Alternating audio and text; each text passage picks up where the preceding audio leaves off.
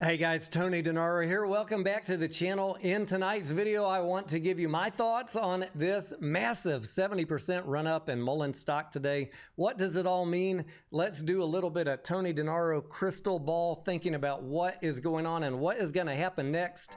Let's get right into it. For those of you that are new to the channel, I've been saying for about 2 years that EV companies are very difficult businesses to get up and going. They need a lot of cash and they need to get a lot of vehicles into production in order to get it profitable.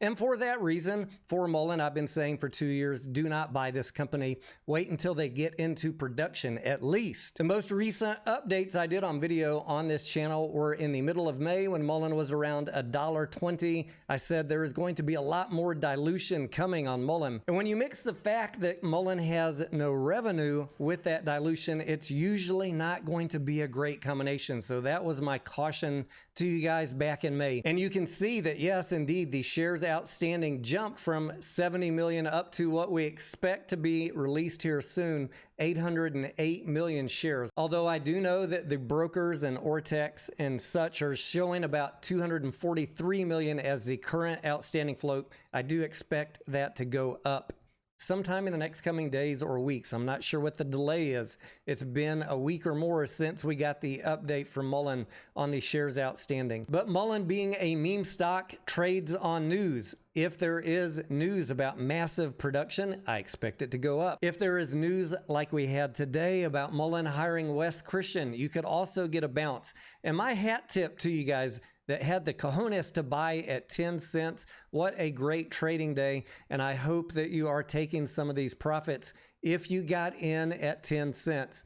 Now, if you were holding from May 18th when I made my last video, instead of being down 91%, you're down 83%. Not quite as exciting if you're a long-term holder of MULLEN, and many of you have been holding at prices far higher than $1.18. MULLEN certainly has given us a lot to think about and digest over the past couple weeks, all of these filings coming at us. I want to talk about some of those in relation to today's price movement so you can kind of see the crystal ball of where I think this is going. This is just going to be my thoughts, my opinions on what is going to happen. We will find out in the coming days if I'm close to correct or not.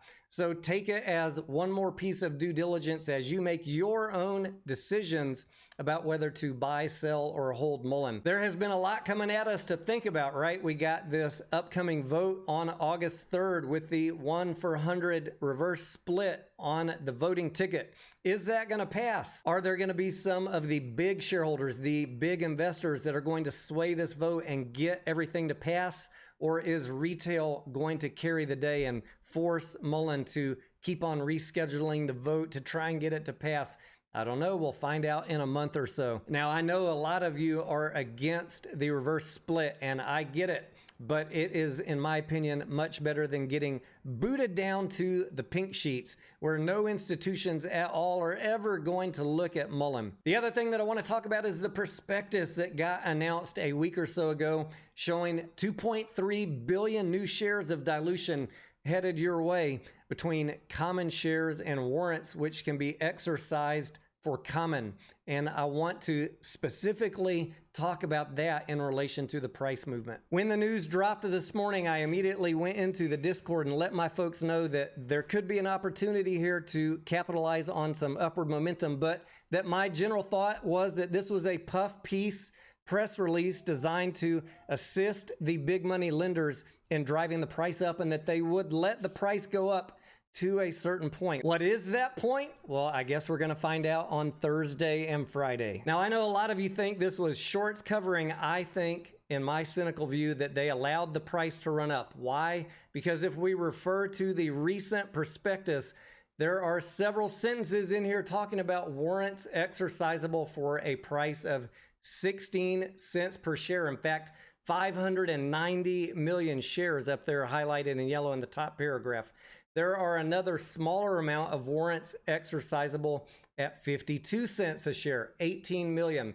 I don't know if we'll get to 52 cents, but I have seen stocks have big run-ups on Wes Christian news. Never with a float this big, though. It is going to be really difficult to get MULLEN, I think, to 52 cents with the massive float that you can't see on Webull or Ortex that actually is in existence right now. The trading volume today, 1.3 billion, massive, massive volume. What do I think was going on there? I think that the investors that got these 2 billion shares of common and warrants were exercising and them selling them to retail throughout the entire day, counting on you to believe that shorts were scared and shorts were covering. Meanwhile, the big money lenders were unloading shares onto retail. Now, I know that's probably not what you want to hear, but I want you to go in and watch a video I made back in April about the CEO handbook. I'll put a link right up here. This is a very common tactic that companies use to help their lenders unload shares. Put out some press, blame everything on naked shorts. Meanwhile, they unload shares onto you. This is part of the CEO handbook. They all know the handbook, chapters 1 through 3, of how to unload shares onto you. I want to close talking about book value of MULLEN because I know a lot of people are putting a lot of weight on this press release. But before we do that, there's been a lot of talk about a share buyback. People really want a share buyback. Guys, that is never going to happen with a company, what I call a startup company that is in desperate need of cash. You're never going to get a share buyback. It just totally is out of phase with what the company is trying to do, which is raise cash by selling shares and warrants, raise cash to get into production, to hire the staff, to man the factory, to buy the parts. They're not going to blow that cash doing a share buyback as much as you want it to happen. That is never going to happen, and the people calling for that are not using a lot of financial common sense. No understanding of corporate finance whatsoever. The company does not want to burn cash. They must raise it and conserve it in order not to go bankrupt. You're not going to see a share buyback. Now, as far as David Michery's claim that the book value back in March of 2023 was $2.08 a share, that might be true. We take shareholders' equity and divide it by the number of common outstanding. But I want you to keep in mind that the common outstanding back then was around 80 million shares.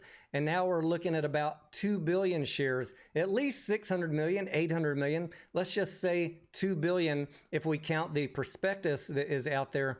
That equates to a book value of about what?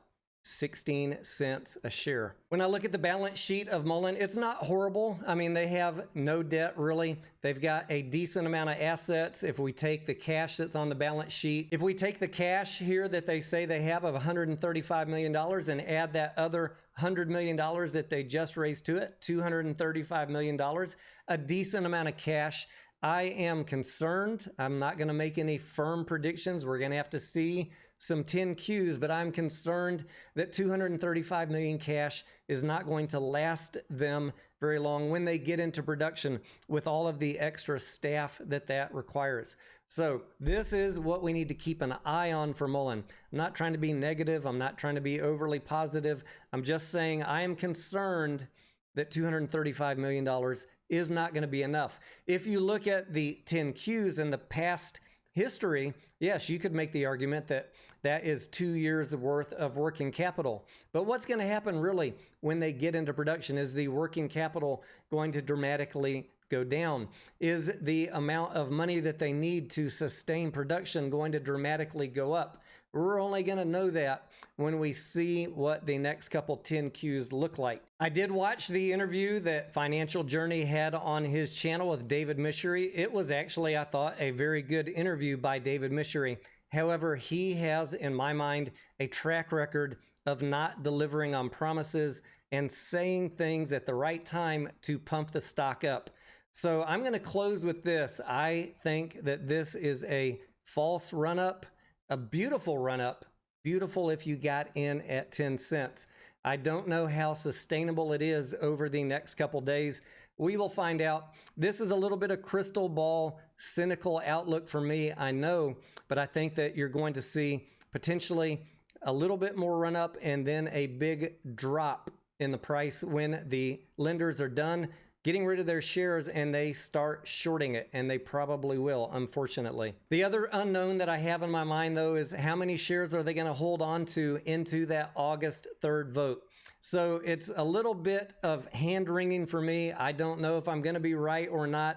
Stay tuned. Feel free to shoot arrows at me if it blows up over $1. Hey, if it blows up for another couple days, if the momentum is sustained upward, I might even jump in for a quick day trade or momentum trade. So don't count me out yet. I'm not trying to bash MULLEN. I'm just trying to give you a realistic expectation of how I'm viewing it based on what I've seen happen in so many other stocks. And speaking of other stocks, I have a list here of all of the other companies that hired Share Intel with the blue arrow when they made the announcement and how they performed after they hired Share Intel. It's not a great track record if you look at all of them. So don't hate me if I don't have a lot of faith in West Christian or Share Intel having meaningful long-term impact on the share price. We just have too many examples of this not panning out over the long term. So play it safe, play it careful. If you got in at 10 cents, don't be scared to take some profits. I am Tony Denaro. I want to thank you for watching, and I will see you on the next video.